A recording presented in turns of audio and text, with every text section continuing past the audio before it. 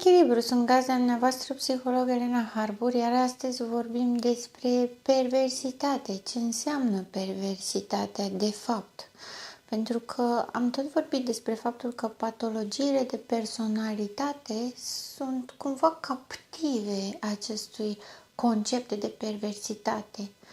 Perversitatea este o inversare a normalității, este o deviere de la normal și este caracteristică patologiilor. Că sunt tulburări psihice sau sunt patologii de personalitate care includ tulburările psihice, este la fel de relevant, pentru că perversitatea în sine presupune o pervertire a personalității. Este perversitate să nu-i consideri pe ceilalți ca fiind ființe umane, ca și tine. Să nu-i consideri pe ceilalți capabili de emoții, de nevoi, de sentimente. Este pervers să eviți durerea prin a arunca toată responsabilitatea pe umerii celorlalți. Este pervers pentru că este inversat față de normalitate. Fiecare dintre noi este răspunzător pentru ceea ce face. Nu putem da vina pe altcineva pentru propriile noastre acțiuni. Chiar dacă, într-un anumit context, am fost constrânși de situație să reacționăm într-un anume fel sau propriile noastre traume, propriile noastre frici, limite, sentimente de neputință sau de incapacitate, pe o poate lipsă de cunoaștere de sine sau o superficială cunoaștere de sine. Faptul că am reacționat într-un fel sau altul ne aparține.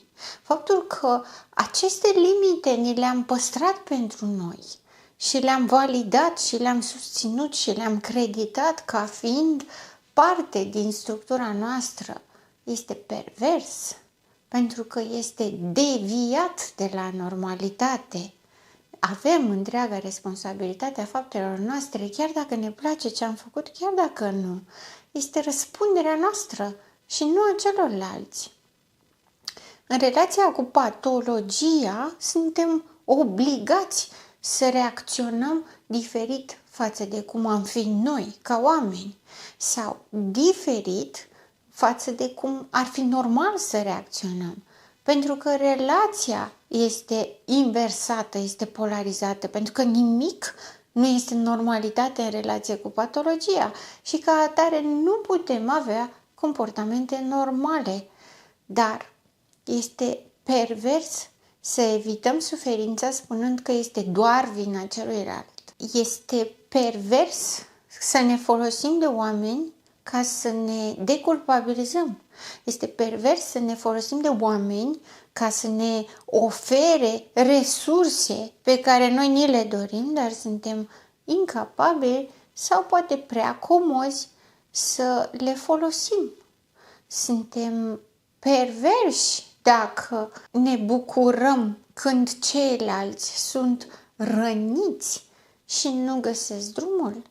Este pervers ca o persoană să se uite la partenerul sau partenera de cuplu cum se chinuie să-i facă pe plac și dintr-o maleficitate sau un sentiment de răzbunare să refuze să fie mulțumit sau mulțumită de ceva și să tot ceară, să fie veșnic nemulțumit și să acuze din nou și din nou și din nou și să ceară mult, mult mai mult, tot timpul.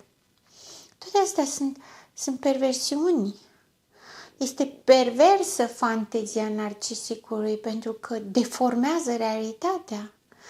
Perversiunea, practic, este orice act care transformă o persoană în obiect de plăcere al unei alte persoane. Iar cel mai bun exemplu și cea mai bună descriere a acestei perversități este sadismul. Plăcerea de a face rău celuilalt, plăcerea de a-l vedea pe celălalt că suferă, este o perversitate în adevărata ei putere și în adevărata ei valoare. Actele perverse din activitatea sexuală o pot face și persoanele care nu sunt perverse, că sunt curioase, că vor să încerce, că vor să vadă cum este curiozitate, nu este perversitate. Perversitate, în schimb, este atunci când cineva cunoaște normele, cunoaște limitele și totuși forțează limitele ca să încalce norma și să folosească norma împotriva altcuiva, să folosească norma ca o metodă de pedeapsă. Cum se mai întâmplă în relațiile de cuplu, bineînțeles într-o uniune cu patologia în care spune, vrei afecțiune, vrei sex, da, dar așa cum vreau eu, în 3 sau în alte modalități care nu sunt normale. Și atunci bifează ceva, respectiv prezența sau activitatea sexuală, ca să nu-i poată fi reproșată lipsa de atenție, doar că o cere într-un mod explicit pervers. Pervers care umilește, respinge, denigrează, jignește cealaltă persoană. Îi atinge demnitatea umană, o obiectifică. Orice acțiune care obiectifică o altă persoană este o acțiune perversă. Perversitatea presupune obiectificarea, presupune această diferență de statut, să zic, până la urmă, în care unul este superior și unul este supus. Îți spune, ok, dar sadomasochismul exact pe asta se bazează. Da, și este pervers. Cu toate că sadomasochismul nu are legătură cu plăcerea de a face rău, ci are legătură cu plăcerea controlului. Este unul care are plăcerea controlului și unul care are plăcerea submisivității. Și este consensual întotdeauna.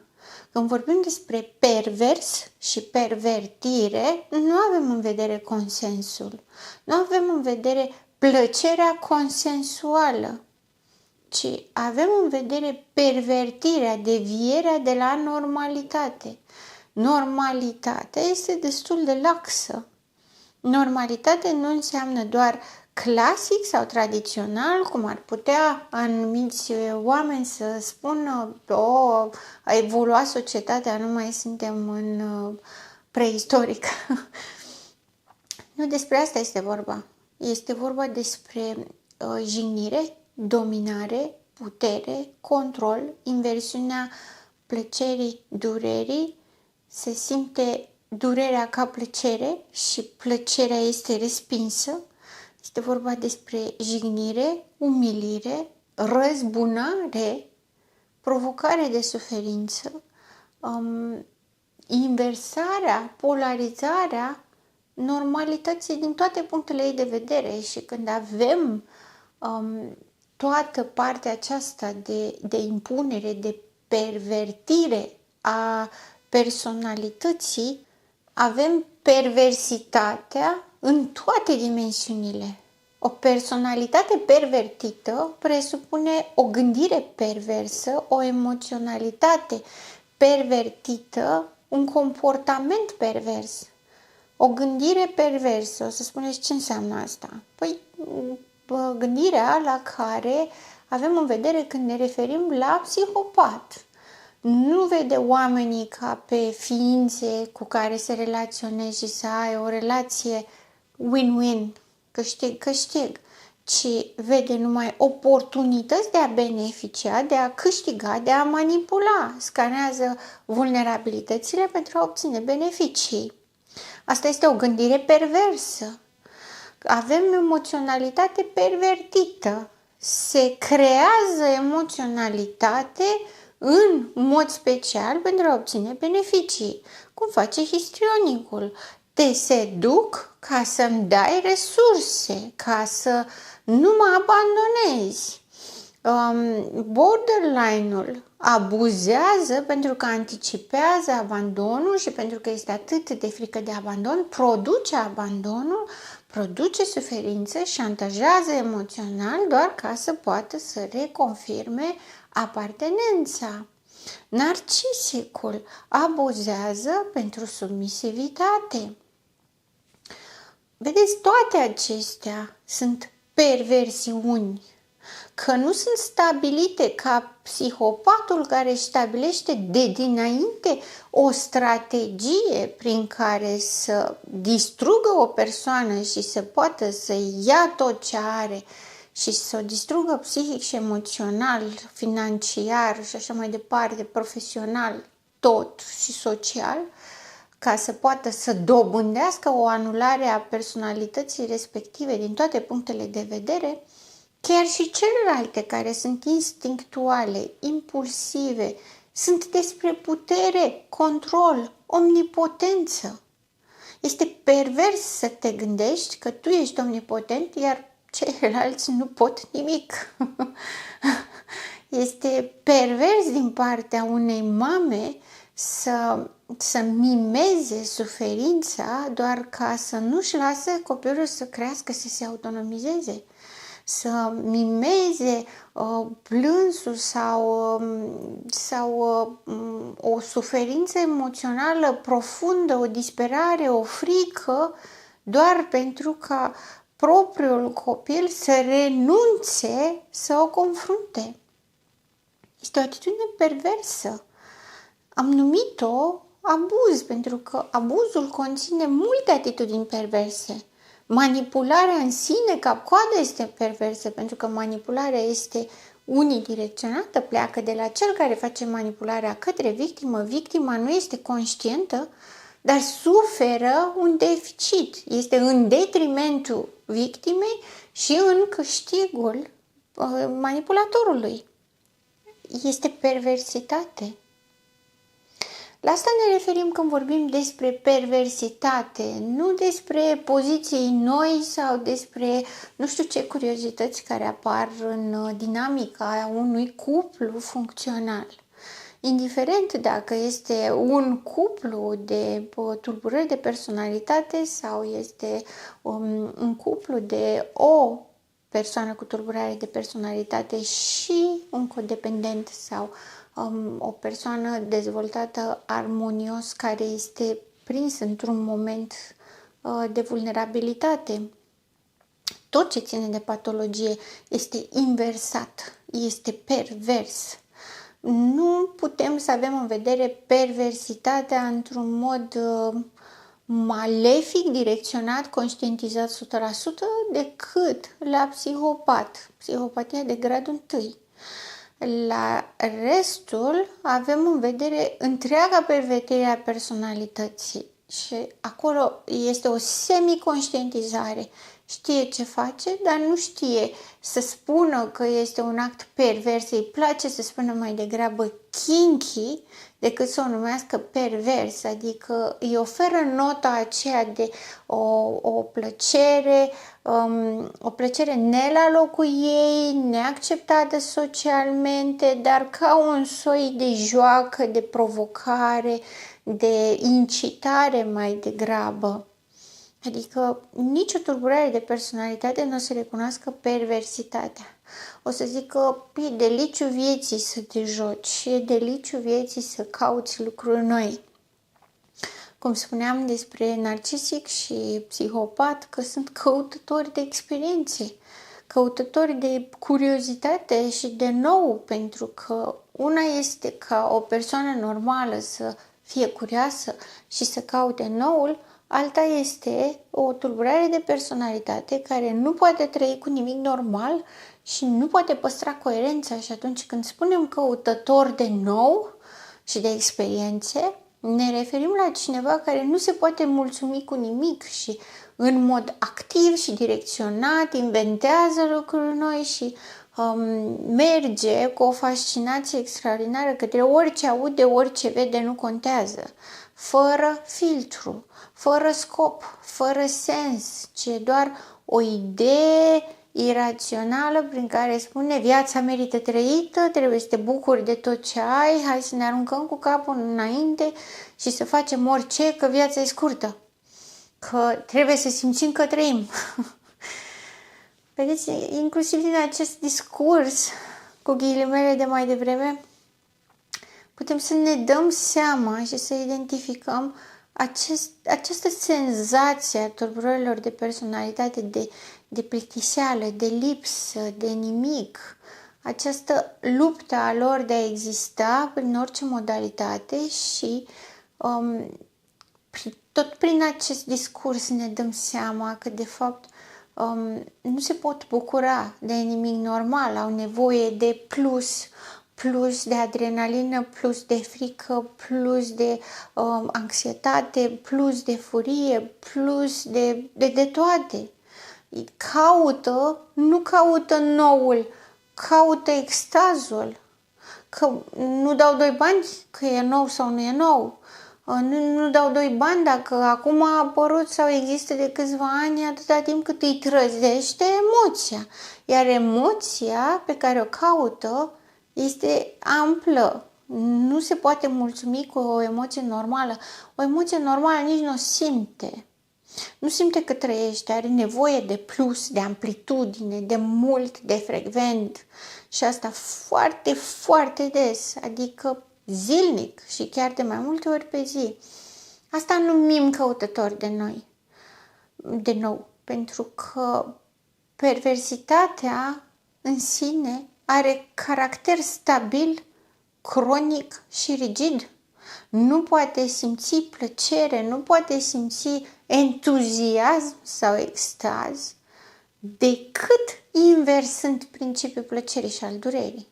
Doar prin durere se poate obține fericirea. Iubirea înseamnă suferință, abuz, durere. Nu există iubire fără durere. Să mă ierte Dumnezeu, tot la capitolul idei disfuncționale, mituri fanteziste. Totul este doar o poveste. De fapt, este o combinație între libido, agresivitate și lipsa libertății sexuale. Și aici știu, majoritatea dintre ei o să spune, eu sunt liber sexual, eu pot să fac orice, eu n-am restricții, eu n-am limite. Nu există aia că ești într-o relație monogamă, monogamia nu există, responsabilitatea nu există, atașamentul și angajamentul nu există. Când e vorba de sex, totul e la liber. Asta vor spune ei. Pe de altă parte, nu este așa, pentru că libertatea sexuală este a te simți bine în pielea ta, nu a experimenta 11.000 de parteneri nediferențiați care sunt doar corpuri care trec prin mâinile tale. Libertatea sexuală presupune să te simți bine în pielea ta, cu sexualitatea ta, în corpul tău, într-o relație care are afecțiune și stabilitate și coerență. Aceea este libertatea sexuală, nici de cum exacerbarea unui impuls, obiectificarea corpului, uneori și a propriului corp, nu doar a celorlalți, și a face un soi de act mecanic nesăbuit și total devalorizat de exact conotația sa în sine. Sexualitatea este un bounding între ființele umane pentru a fixa o relație de durată. Nici de cum pentru a face tot felul de compilații și de chestii, nu știu, îmi vine să le spun noi, adică să urmărești tot ce a mai apărut în pornografie și mai știu eu pe unde, idei de toate tipurile, doar ca să le faci că le-ai făcut sau le-ai văzut sau le-ai auzit pe nu știu unde. Nu despre asta este vorba. Tocmai de aceea diferențiem normalitatea de perversitate. Pentru că perversitatea ne demonstrează în sine tulburarea.